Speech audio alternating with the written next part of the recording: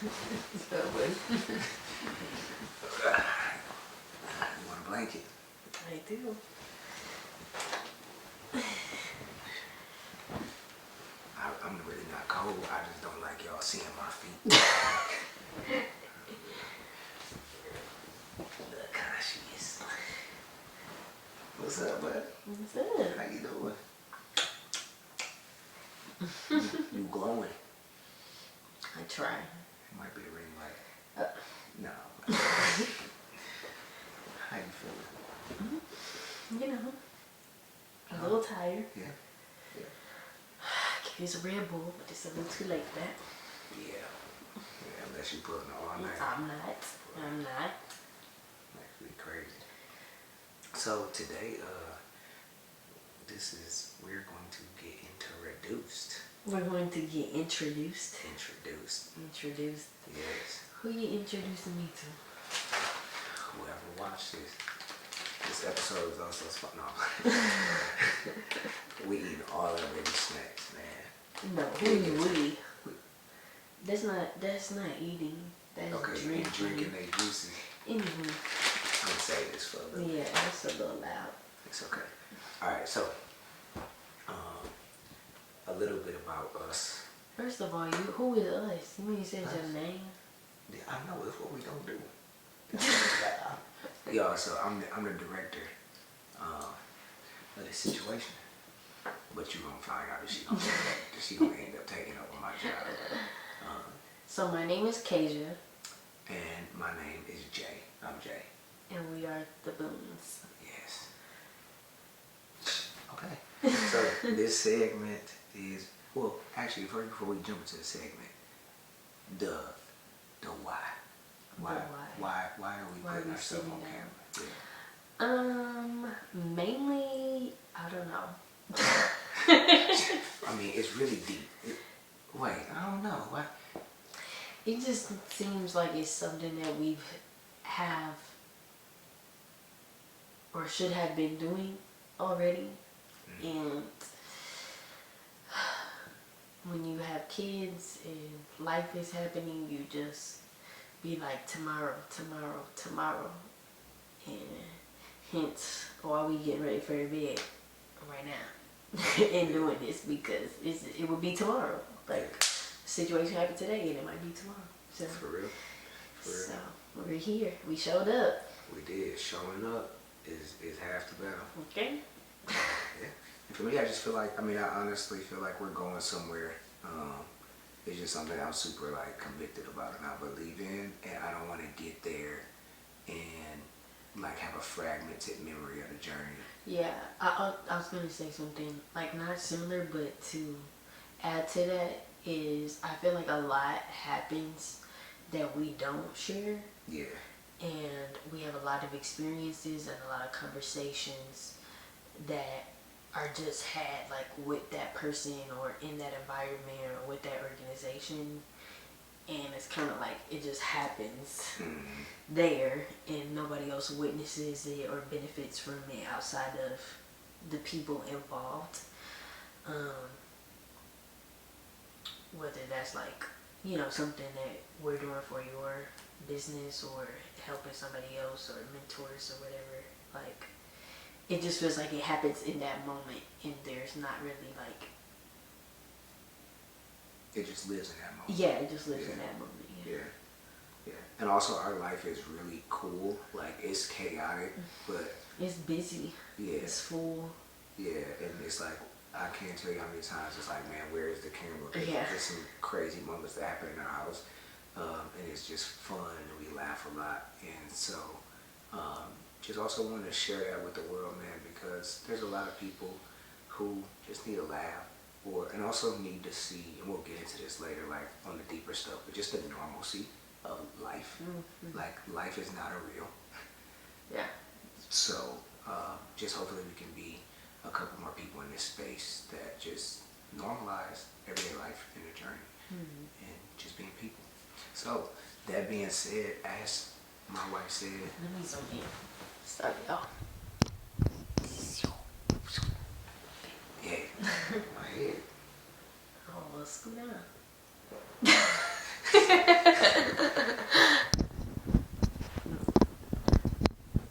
Ooh, There okay. you go. She is Kasia and I am Jay. And today is just a get to know you session. Shout out to ChatGPT. I gave it the concept though, you know what I'm saying? But yeah, so this is just like rap. Don't be looking at my dude. Keep your eyes on your own paper. Alright, brother. Yeah. So, Sip my juice.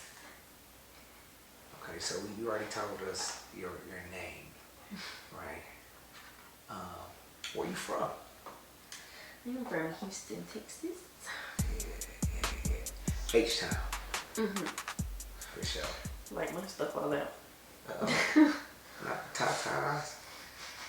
Yeah. So the I'm doing this as if like I don't know my wife, cause I bet you I'm gonna learn something tonight. You watch this. Let's see. It's the dub. Don't be holding that back. Okay, so you were born in Houston, born and raised in Houston, all the way through. How did you get here? And where's here? Here is the general Dallas, Texas area. Well, yes, I'm from Houston. I moved around a little bit in my childhood and then went back to Houston. And then when I graduated high school, I went to UNT for my bachelor's in TWU. For my master's, which are both in Denton, Texas. And then after graduating with my master's, it was COVID, and I decided to stay in Dallas. And then shortly after, I met you. You keep saying that master's like it's just table stakes or something. Yo, she is a stay-at-home master degree holder. I am. We didn't even tell that you be at the crib, but I guess that's all. That's just a known fact. But yeah, so what did you study? I studied psychology. You be psychoanalyzing me? Nah, Nah. not no more. She don't bring that home. Not no more. Well, we just two married people. Boy, psychology don't be nowhere to be found when we get into it. That. Yeah, you get on my nerves for that. Two But I'm not supposed to. Huh? I'm not supposed to. You're That's supposed not to bring it fair. home. That's not fair. Oh. If I did, then you would be one of those husbands that don't be using that on me. I ain't gonna lie, I'd be interested. You know, that was my what do you call that? Like my alternate. Like if I could go back and do it again, besides engineering for money, but like I'm into psychology, so I probably would be like, what you kind of right. Well, to some degree we do it. We sometimes we do, but sometimes we do it like just on a positive thing, not necessarily like in conflict. Yeah. Like when we do all the tests and stuff. Yeah. So how do you feel like? Why psychology? Actually, so I don't know. ChatGPT, I got this. I was 7 years old, and I was like, I'm gonna be a counselor. I'm gonna help people and help people feel important. And I just stuck with it. From 7 years old. From 7 years old. Yeah, so that's something else about you that is very like noticeable when you spend any amount of time around you, like your conviction to see something through. Like until it's done, it's not done. And even if it's like you might have should have let go of that a long time ago, it's like you hold hope and focus on something until like it's complete. So like how do you hold on to it? Still battling that today. Yeah. Y'all gonna learn a lot. How do I hold on to that? Yeah, like where did it come from? I just don't feel like, I feel like if something is not complete, I feel like a quitter. And that just doesn't make me feel good about myself. So it's kind of like you gotta see it through some way, shape, or form. Okay. So shout out to the people who benefited from her not quitting. Except for all the exes that you quit on. You quit on. Oh well, that was good. That was the assignment was up. Oh, okay. I didn't quit. Hey. That's what's up. Okay, so you moved out for Boone. You came to Dallas to go to school. COVID hit. You graduated in COVID, which is like. Yeah, I did not get to walk. My condolences to everybody. For my master's, which sucked. So So going back to Houston, like how did being raised in Houston kind of like shape you? Like what are some, yeah, like take that wherever you want to. But I feel like I know what you were talking about, or like what you're asking, but in general, I don't know. Like, because you don't know anything else. yeah, I don't know. Okay, I tell me feel what it like was I like feel growing up like in I Houston. have like this, like if somebody's from the north, I feel like I have like the southern like way of living. Mm-hmm. And like when I go to the north, I don't like it. Like unless I'm in like small towns and stuff. Mm-hmm. But like when I go to the north, I know that I'm in the north. So there is a difference. But I don't know, it's just normal to me. Like culture, like being from Houston, like it's a very cultural place. And so there's like a lot of pride and food and like, I don't know, just, yeah, I would say like pride, like there's a lot of culture in the pride of Houston itself and like the sports and all of that. And then like also just kind of like personality wise, it's just like I'm a fast driver. I drive fast because that's how you survive in Houston. Right. Yeah, so much so I'm not used to it. Like when I go there, I'd be like, Lord Jesus, please don't hit my car. But also I feel like people from Houston are a little bit like more nonchalant than people from other areas, even in Texas. I feel like I'm kind of like a little bit nonchalant. Expound on that when you say nonchalant. Just kind of like this is, well, it is what it is. You get what you see. Yeah, I don't know. It's just kind of like you just chilling. Like people be tripping, and you just be like, like people in Houston. Like I remember when I came to Dallas and like young men danced and young men. I want to say something else. Young men in Houston don't, that I know, don't dance. And so They just stand on the wall. what he say? We just put up our pants and do the rock. Yeah, like these young men in Dallas, they be jigging and bouncing and flipping and flopping. And Yeah. in Houston, you know, you just keep it playing. I could agree with that. I So, do yeah. see a lot of people keeping it playing in Houston. I like Houston. I got love for Houston. Yeah, Man. he loves Houston. I got mad love for Houston, man. Shout out to Houston. Okay. So you just want your personality. Describe your personality in 3 words. Like, Oh, you get 3 words. 3 words. Yeah. I don't know. I don't know how to describe myself. I don't like these kind of questions. That's why I get to ask. How would I describe myself? I don't know. I don't like that question. Okay, you don't have to use 3 words. But I just don't tell the know. people like, I always hated that. Even growing up, I hated the generic like questionnaires. I hated that stuff growing up. I hated that stuff in school. Why? Because it was just like choose a characteristic. Like I just never liked it. I don't know why. You try to get put you in a box. Yeah.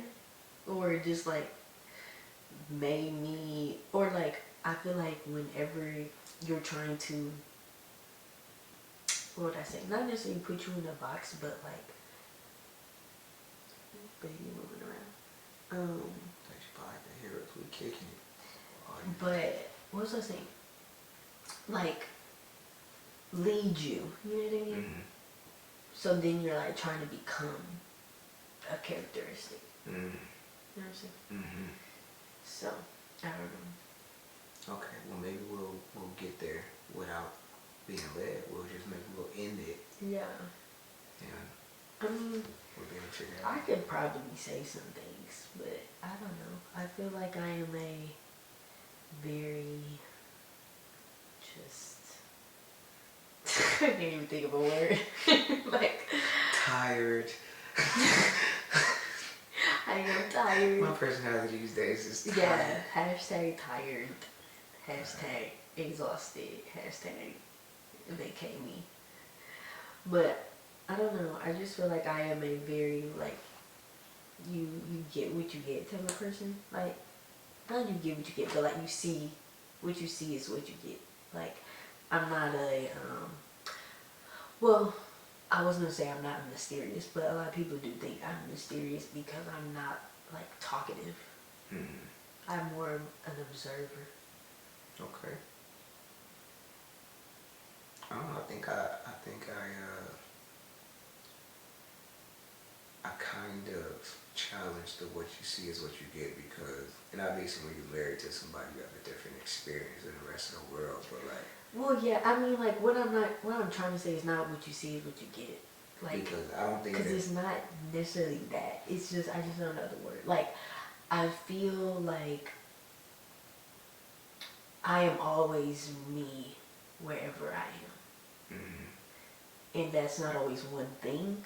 But like I'm always true to myself wherever I am.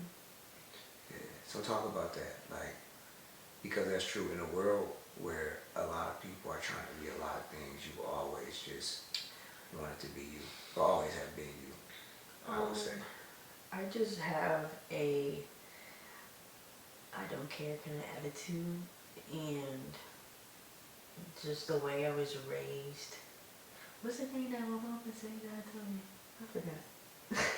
That she the only person you have to answer to. Yeah, that like I only had to answer to my mom, and so outside of that, I was about to say, talk about your mom. No, I think you got two parents though, with two different approaches, but both of their sentiments are the same like, in different ways, but the principle is the same. And y'all owe me a drink. Both of your parents owe me a drink. And I don't even drink like that. Because that philosophy has carried into our home. And y'all forgot to add the caveat of her husband.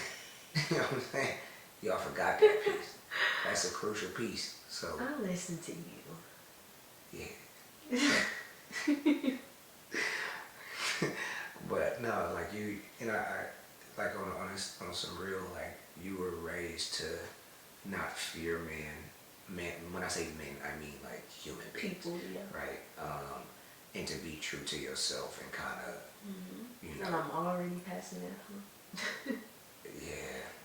I literally tell our kids, you fear no one and nothing. And then call me to come kill us. I'm just saying, it's literally that ingrained in me that's the thing that I tell my kids. Yeah. Without thinking. So like you were raised in a way that you didn't have to think about trying to fit in anywhere.